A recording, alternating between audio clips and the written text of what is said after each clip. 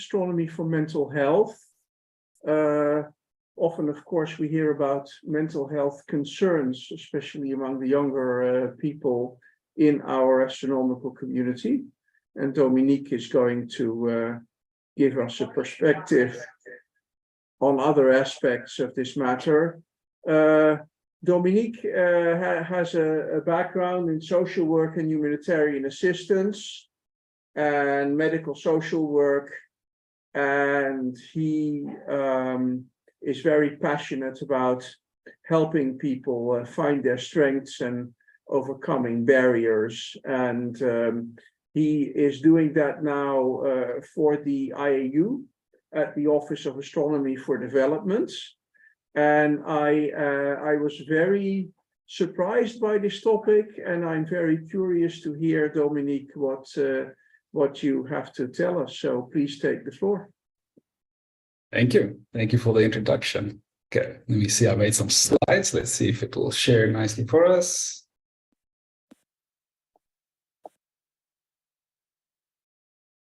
Okay, so you introduced me nicely, so I can just add in basically the thing that comes in is I'm also a father of 3, and I've got 1 daughter and 2 twins that are 10 months old.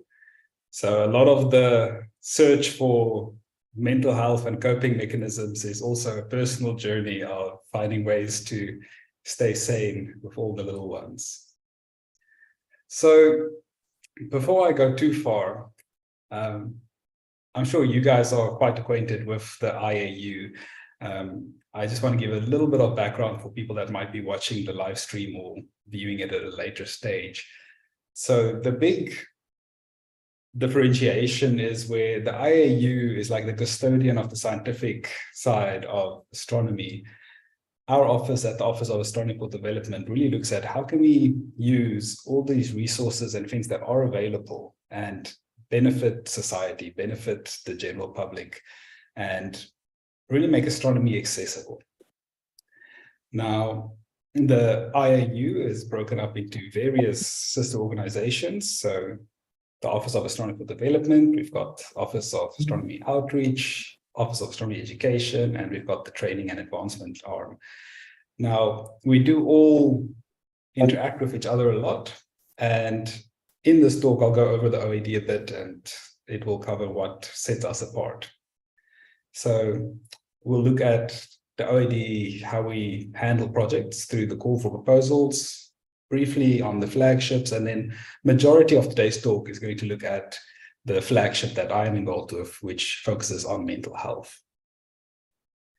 So firstly, our call for proposals, that is our, I would say, means through which we have the biggest impact. Every year we put out a call for proposals, and it's, as all call for proposals go, we get recommendations. Anyone's eligible to propose an idea of how astronomy can benefit specific groups or a specific community, and then those are evaluated and funded. So far we've funded over 200 projects, and hopefully this number will just continue to grow, and our reach globally will also continue to grow.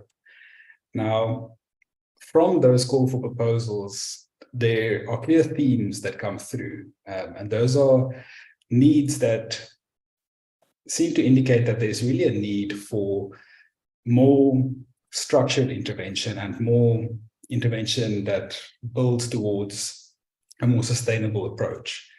And currently the OAD has identified 3 big areas. So the first one is astrotourism, and that largely looks at how can we improve the economic and social situation of marginalized rural communities, especially communities that do find themselves very isolated because they usually do have access to good dark skies, and astrotourism as a field and as an area is really up and coming.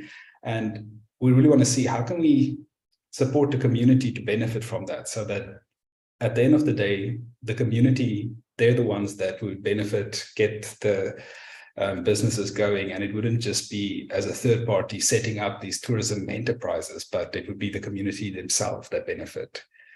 Then the second flagship is Astronomy for Mental Health, which we will delve into just now. And then the third one is the skills development, and that is largely done through Hack for Dev. So that is a partnership with IDEA and other organizations, and it really looks at how can we spread the idea of the value that data skills have and the value that machine learning have. And currently, it used to be primarily focused on postgraduate students, but lately we've also been looking at how can we make it accessible for high school students. So they've had a intervention where looking at South African context, grade 9, so more or less 15-year-olds, before they choose their final subjects that they would continue throughout their secondary education. We had this intervention with them where we spent 5 weeks going through the basics of what is coding, what is Python, and then they had a hackathon at the end where they created their own binary classification of emotions, and they used photographs from the participants. So that was quite successful. Now, the vision of the Astronomy for Mental Health flagship, this is really to see astronomy as a science is very visual, and it has a lot of overlaps with psychology and other sciences in the sense that there's a lot of work being done that shows benefits of nature, benefits of dark skies. And our vision for the mental health flagship is we want astronomy to be an accessible way for people to access some mental health resources and some coping skills. Now, what we do at this office is we look at creating the resources, we pilot the ideas, and then we roll it out. So when we get into how people can get involved later, it will come back to this. We are not an organization that is set on continuously running and carrying on with a project indefinitely. We really want to make the materials and the idea available, test out, and work on refining it, but then we rely on other champions to take over the cause and actually adapt it and implement it within their own communities. Now, with all of this being said, for our mental health project, what is mental health when we're looking at how we approach it? So we look at the broad definition from the World Health Organization, in which mental health looks at a person's ability to act and realize their abilities, cope with the stresses of life, function effectively within their environment, and contribute to their community. So it's quite a holistic definition that we're applying to mental health. And the reason we care about mental health is because it affects the individual, and as the definition pointed out, how they relate to other people around them. So it affects the relationships. And in affecting the relationships and people around you, it really affects every part, and physical and emotional. So mental health is clearly quite important. Now, what is concerning is globally, close to 1 billion people suffer from mental health conditions. And that translates to about 1 in 8 people living with a mental health disorder. Now, what's important with this statistic is that this is already a few years old. It affects women more than men. And these are diagnosed situations where someone would be diagnosed. For this statistic, it would look mostly at major depression, schizophrenia, anxiety disorders. But that would suggest that there's a breadth of people that are not diagnosed and might not even have access. So a more recent study from UNICEF showed that almost 50% of people will experience a mental health disorder within their lifetime. And this one is where it becomes important for us to really look at how can we make mental health and well-being just more part of the common discourse and create resources that people can easily access, because 80% of people that are diagnosed with some mental health issue or are in need of mental health care either cannot access the care they need or they cannot afford the care. And then more recent studies by UNICEF also showed that 50% of mental illness begins by age 14, but this statistic has also started moving younger and younger. So in a study just looking at mental health among adolescents, now we've already seen that from ages 10, there's quite a prevalence for young children, boys and girls, to start developing quite severe conditions. And what I didn't include in this presentation is the reason it is such a concern is because if you look at the mortality rates, we would have road accidents, tuberculosis, and then suicide would often be the third highest. And these are children from 10 to 19, so it's quite a young age. So clearly something is not right. And we really need to do everything we can to try and see how can we aid in this area. So we looked at the science, and from ecopsychology and various studies, we already knew that interaction with nature is helpful for stress reduction, and we wanted to see how can we include astronomy. Now, what we found from the limited studies that do look at astronomy as well is that when you're engaging with astronomy, because it is such a broad science, it allows people to firstly approach it individually. You can do stargazing, you can interact with nature, you can learn about the stars, but it also opens you up for this worldwide community where you can constantly be building skills, you can be interacting with other people. So it's a pathway towards life satisfaction, getting a sense of purpose, of mastery, of developing skills, learning new things, engaging with the nature aspect of it clearly lowers stress and anxiety. Having this access to a global community can help with feeling connected. So that helps with a large part of the issue of mental health is the more people are struggling with their own problems, they draw inwards. And the biggest thing that we want to try is letting people feel connected, either to something bigger than themselves, whether that is for them something spiritual or just connected to a community. However they experience it, we want people to just be aware that they can reach out for help, they can connect to other people, there's resources available. And globally, there's been a lot of personal experience accounts of the value that it has. Now, this being said, there is still a large need for empirical research. I can't at the moment clearly state that astronomy is more effective than just being in nature. We also don't have any clear empirical evidence to say that looking at a night sky in a dark site compared to a night sky where you might only see some stars, if there's any significant benefits between the areas. But these are things that, as we explore the area and the topic, that's all the type of things and questions that we motivate for research and we will start answering. Now, the connection between nature, astronomy, and mental health really comes into these three areas. We have the awe and wonder of what we can see and those connections that people can have. Through that, we can start working on how can we allow people to just experience a change in perspective, to view the scale of the universe, the scale of the solar system, even just time itself. Thinking about these things can give people just a different way to view their own problems. And then, like I mentioned, a big part of it is nature.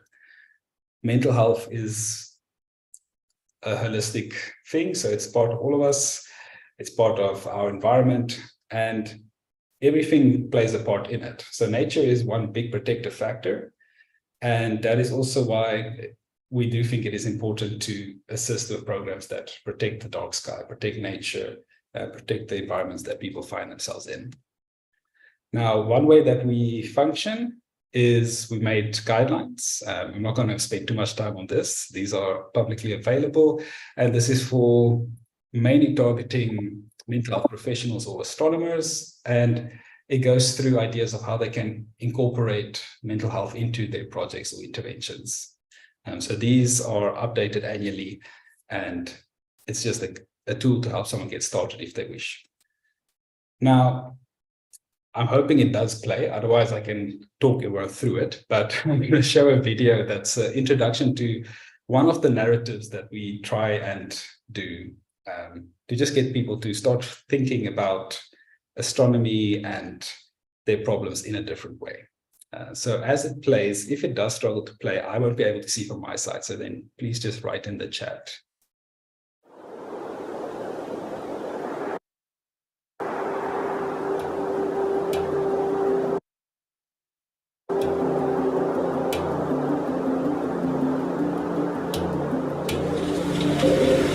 Life can be full of challenges.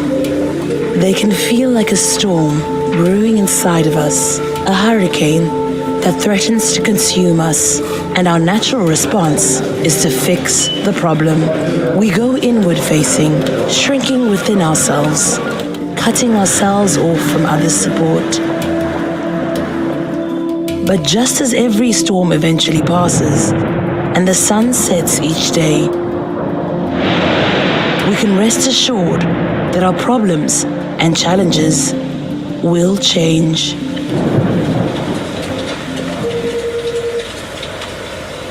Take a moment, become still, take a few deep, conscious breaths. Bring your awareness to the present moment. Imagine a sunset. We can find peace and closure when we consider the setting sun. When we look at a sunset, we can let ourselves appreciate it as it is. We can appreciate the moment and the colors without thinking about how we would change the colors. Each sunset is unique and reminds us that there is beauty around us. The sunset can help to give us perspective, to notice and appreciate the small things, the things that bring meaning to our lives. Think about what our problems and challenges would look like if we looked at them as we would a sunset, simply seeing them and appreciating that they will change and pass. After the sunsets, take a moment, breathe in, and experience the beauty of the night sky. As the light fades and your eyes get used to the darkness, we can start seeing more and more of the night sky. So vast, so spacious. The stars above remind us of the vastness of the universe, of the infinite possibilities that exist beyond our own struggles, and that no matter how big our problems or challenges might feel, they are small compared to the vastness of space. The setting sun and the night sky remind us that things will work out and we will be okay. Whatever happens, we can rest assured that the sun will rise after the night. There will be a new dawn. So, as we look up at the beauty of the stars, we can let nature help us find peace during our struggles and remind us of the boundless possibilities that exist beyond them. Whenever we feel stifled, and overwhelmed by life's challenges, take a moment to gain perspective and reframe our problems in a new light. Become still, take a breath, and let the beauty of the setting sun connect us with the inner knowing that we are supported by something greater than ourselves. Take a moment to gaze up at the vast night sky, create some space, and rest a while to access newfound strength to persevere as we expand ourselves and open up to infinite possibilities. This too will pass. Tomorrow, the rising sun will bring a new day, a fresh start.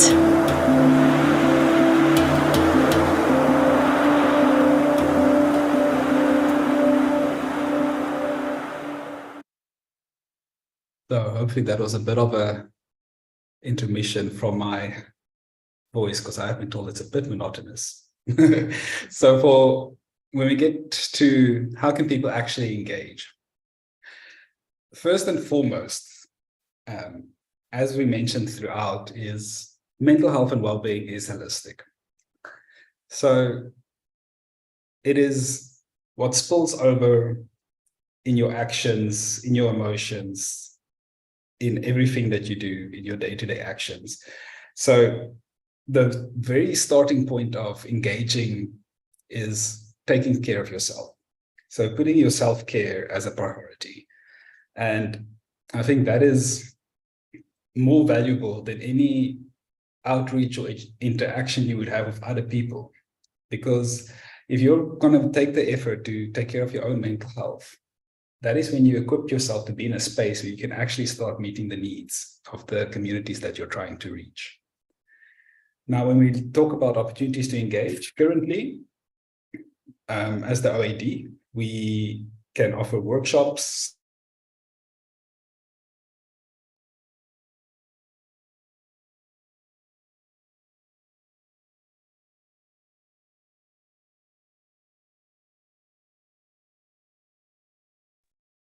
I don't know. Did something go wrong in your connection, Dominic? I think it did. Till where did we get? Because from my side, it was just playing.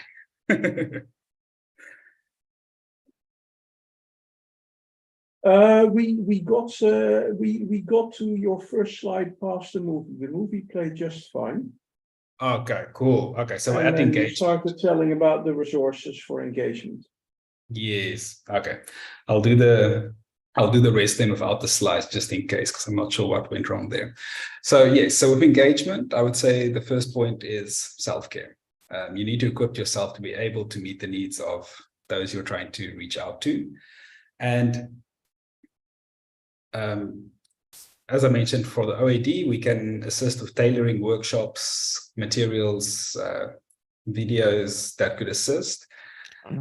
And at the moment, because we're still at the phase of piloting a lot of these concepts, that is also where people can get engaged. So it's a good time to call out any concerns that might come up from seeing the materials, seeing the videos, raising up ideas of ways that you think within your context and community, how do you think astronomy can benefit others? And sharing your own experiences, sharing how astronomy has maybe stood out for you, your own journey with astronomy. What is the thing that really just changed the way that you view the world, or personally something that was maybe awe-inspiring? Then the last area that I wanted to touch on would be the takeaways from the project, what we're working on.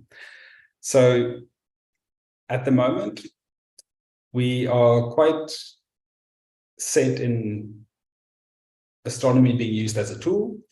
We know that there's a lot of benefit that has been shown, but we need the research. So we are busy putting together relationships with research and clinical psychologists and various universities to try and build up the literature supporting the work, or to say if it's not worthwhile, we should put the attention somewhere else. And that is also where people can get involved if they have a strong feeling that they would like to assist with the research or have ideas about how to conduct some of the research or evaluations. Then on the other side is the piloting of ideas. So if people would like to host their own events, that is also how they can get involved, is telling us about which events they would like to host, and then we can set up meetings and help them to host those events. Now, I did leave quite a bit of time so that we would have time for questions and some engagement. So yeah, if there's any questions or any comments. Well, first of all, thank you very much for that very stimulating talk. It's really interesting, as I said, the discussion in our community in the past few years in terms of inclusion and well-being has often more been about how does the climate in our community help against people keeping good mental health. So in that sense, the perspective of trying to reach out and try and help others, certainly the point of make sure that you are in a good place yourself is definitely one that we should then be mindful of. But I see a hand raised by Veronica, so please go ahead. I remember how to lower it. Oh, there it is. Okay. That's really, really interesting because I've been saying something similar for years without any basis except for my own experience, that like this connection with the night sky helps you not feel so bad when your life is really bad. And I didn't know that you could use that as a legitimate reason. I always thought I just sounded like some kind of crazy new age person. So it's really reassuring actually to hear you say this. And I would like to definitely be involved in that sort of thing. Is it something that you do with children then as well? Because I mostly speak, when I do outreach, I speak mostly with primary school children. So that's my question. Yeah. So for primary school, we haven't done something with primary itself. We've done with, as they just go to high school. So this would be about 9-10-year-olds. And we're currently trying to work on a astronomy outreach book where the education side would look at how they can use their own body to learn about astronomy. So like footsteps for distance, their fingers as size of different things. And that would also then include reflections. But definitely these type of activities, because it's all about just thinking differently about something that you might see every day. So every day they would experience a sunset. And yeah, those are the type of things that it's easily accessible for them. And it might be something that they can carry with them for quite a while as they struggle with different situations. Out of interest, what might be useful is, so from what we can say for our sunset activity, that one is based on acceptance and commitment therapy. So it's a psychoanalytic approach.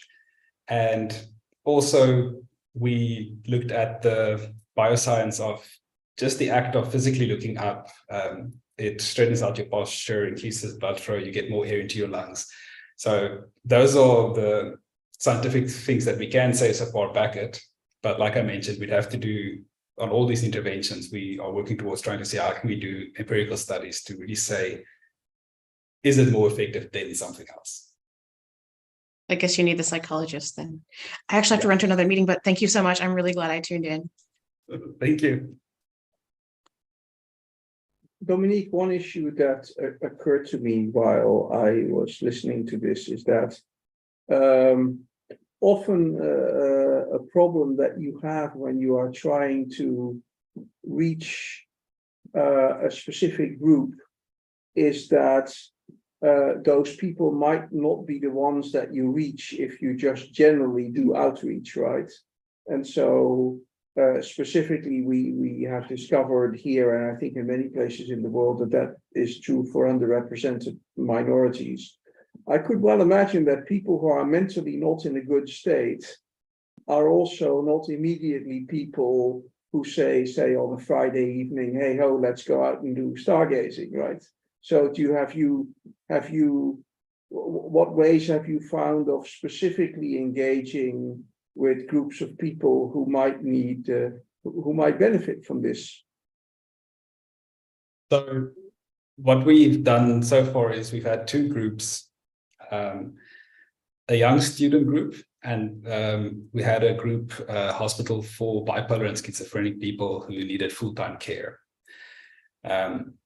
With both groups, we approached it from an education and interest side of, hey, here's some cool things about stars if anyone would want to listen. And then we would take it further.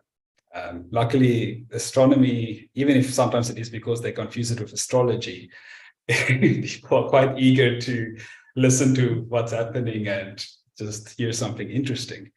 And with the bipolar and schizophrenic group, because their mental ages were ranged anywhere from age 3 till 24, despite their physical age being from 20 till 90.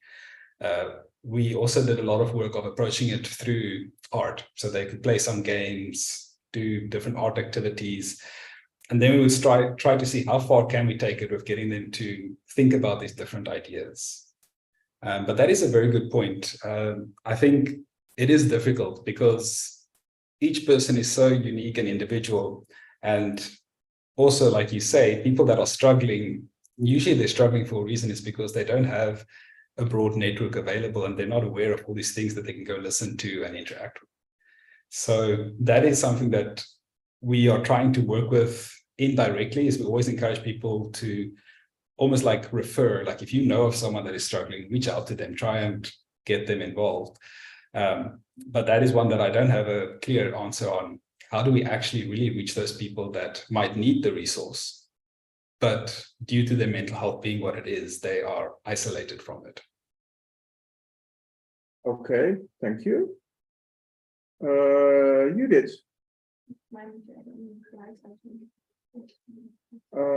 Yes, I think that's true. I think you don't need your mic because you can use, if you speak here, you will be heard through the owl. Okay. You hear me now? Yeah. Okay, great. Thank you for your really nice presentation. So I think now I'm on two screens. So I'm Judith. I work as diversity and inclusion officer at the Dutch Research Institute and also in a project on women's inclusion in quantum. So I don't have a background in this necessarily. And I really like your idea and this project that you connect with nature and how it connects with mental health. You also asked for like feedback and critical notes. So I also wanted to highlight something that I saw in the video and that worried me a little bit. So I think what is happening when, for example, you're struggling with anxieties or when you're dealing with certain mental health issues is that a lot of times the people who are dealing with that, they're not listened to, right? So people are always telling them that you're going to be okay, don't worry, focus on the good stuff in your life. But I think that's actually not what research has proven that is helpful. And I think there's might be a little risk there in your video because it said at one point that your problems might seem small if you compare it to the universe. But for people who are dealing with those problems are actually big for them. And I think it's also something that we need to recognize that whatever people are dealing with for them at the moment, it's very big and it's really important. And of course, there are other things out there in the world that are more important, but at that moment, for that person, that is like the most, the hardest struggle. So just one point of suggestion, just maybe be careful with the language there. That's what I wanted to add. Thanks. Yeah, thank you. And those are good observations. The other ones we had as potential issues with that specific video is also the wording of "this will pass" closer to the end, and then we also had with the one group, they said for their context, it's like, well, it's not safe to actually go outside and stare at the night sky. So those are things that are quite important, and thank you for that feedback. That is also the trickiness with having this open access resource. So one that we've started working on to adapt for that is to acknowledge a bit more about the individual presence of how big the issues are. We would use a story of saying how with the night sky, you would have all of these bright stars that you can see, and those are the things that you would value. And then we would go through an activity of how they can identify what are things that are actually valuable for them and what are their values. And then we can say the stars that you can't see, those are your experiences that brought you to this point. And then we say, but often in life, you would have storms, you'd have clouds that come through. And even though everything is still there, all the things you value, everything's still there, suddenly you just see the problem and you're alone. There's nothing else there. And then we would work through activities of how to identify when you're actually getting to that point and motivate for reaching out for help. So those are very good comments. And then one other thing that also links with what you said is having a resource that talks about the grandness of space. And even when we have another one that talks about time, then for some groups, they feel that, but now they're insignificant because now there's this huge universe and they're but this little speck of dust, and even their time, they're here for like a fraction of a second and they're gone, and what's the meaning of any of it? So I think that is a good point to have, is we need to be very sensitive about the resource that we present, especially if we're presenting it in an outreach setting where we don't know the context of the participants. So thank you. Thank you. Ilse has an issue, has a question. Yes, I had a question actually, or a remark I already mentioned in the chat that for many neurodiverse people, the problems do not pass. And that is an issue that I picked up towards the end. Like Judith said, tomorrow will bring another day. Things will be better. To some extent, yes, they will be. But for a person who is neurodiverse and constantly having to manage this neurotypical world, this problem will always be there. Some days will be better than others, for sure. And I was wondering, there is a close connection, of course, with mental health and neurodiversity. Do you know of any studies that look at this, especially in young children who are neurodiverse? And we know now at a much younger age that this is happening, how their mental health develops in relationship to their neurodiversity, and if this has impact, especially in this field where we work with quite a few neurodiverse people. Not any studies that specifically assist with the resources that we're creating. The only studies that come to mind is ones with controlled exposures and systematic introduction of various ideas. So yeah, those are the only ones that come to mind. Yeah, it's a complex issue. Thanks. Yeah, another thing that I was thinking can make things quite complex is that I know many people who, when they go stargazing, however they got to it, it makes them happy, they enjoy it. It's always a little unclear to what extent, when I say that, it is because I expose myself to a specific group of people, namely those who come to a stargazing event and are therefore more minded to that. On the other hand, one phenomenon that we're very familiar with here and further north is fall depression. It seems that in general, having shorter days and longer nights is associated, at least here in our area, with a worse mental well-being rather than a better one. So again, it seems that there you have two things which some way or other, generally or specifically, can influence people in very different ways. Yeah, that is definitely true. So that cyclical depression that comes up it is almost counterintuitive, because you would think like, oh well, now you're getting to see the night sky more, so it should help. But definitely the longer nights and having less daytime broadly never helps for anyone's mental health. The other thing that we didn't really talk over in this presentation, because it was quite a big thing, so I didn't add it as a section, is we also have to be aware of stigma. So different communities approach mental health in different ways. So like I mentioned, we did some work with the secondary school students, but when working with them, we had to do the intervention in a way that we, as far as possible, actually avoided using any terms like mental health, anxiety, depression, just because there was such strong stigma against it that the families didn't want any involvement if it would be seen that their children are going for something that is related in any way to mental health, even if it is to improve or foster good mental health. And also for the kids themselves, they felt peer pressure that they didn't want their friends to think that they're struggling.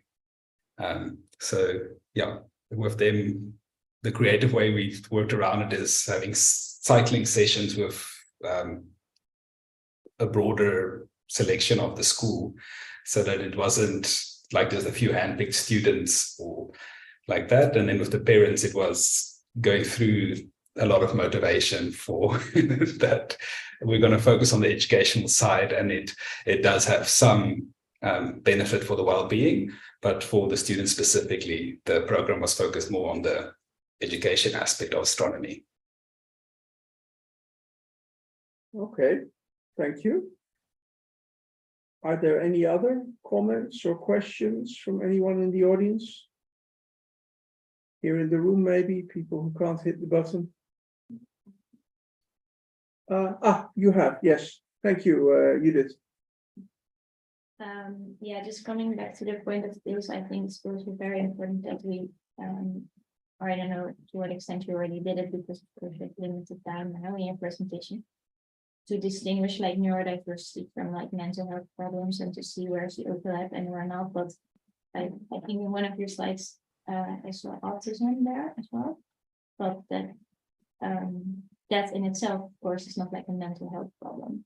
So I think that it's also very important what you said with the education part, that especially that we educate people around us, like about, for example, when you have or when you're dealing with mental health problems, like what can you actually do to support this person? And if we're talking about neurodiversity, then how is the world sort of functioning in a way that it's not helping some people that maybe can cause a mental health problem? And how can we then become like allies, or how can we support those people instead of sort of like fixing the system instead of the person? This is just what I wanted to add. Thanks. Yeah, I think that's a good comment. It also made me think of one thing that there's a lot of one things that I didn't mention. When we approach mental health through the mental health for astronomy, it really is as a supporting approach. So we would always encourage people to still make use of the established mental health providers, especially if it's someone that's already receiving mental health care in any way. It's not to approach it as a replacement. And for neurodiverse, it brings up the important point of mental health. You can approach it in two ways. You can look at the problem and how can we focus on solving the problem, but you have to also consider the environment. Because like you say, they're functioning in environments that might be causing them to experience these anxieties and everything. So you have to try to strike a balance of, if you're developing an intervention, are you going to be able to deal only with the individual? Are you going to be able to take it a bit broader and deal with a part of the environment? Or are you going to try and approach it from even grander scale by really raising awareness broadly? And I think all of those are important questions when you're doing your intervention, to really see where can you make the best impact at the moment for what you want to do, and then also working towards how can you get to that awareness so that you can actually have sustainable outcomes. Because also, as Ralph mentioned, people like going for stargazing. It's, at least the people that are there, they always enjoy it, but it's very short-lived. The benefit of having gone out and had that experience, even if it, for some people, they might even have like an amazing experience, but a few days later, it might even be hard to see any of that carrying through. So that is also where it becomes important to build the awareness and have the discourse where people are able to identify they're starting to struggle and continuously engage in those self-care activities. Okay, thank you. All right, I see no further hands. So in that case, I would like to really thank Dominic again for this very interesting perspective and your interesting and engaging talk and discussion. So thank you very much. Thank you so much for having me. Thank you very much. And to the audience, see you in a month's time for the next seminar. Thanks very much. Bye, everyone.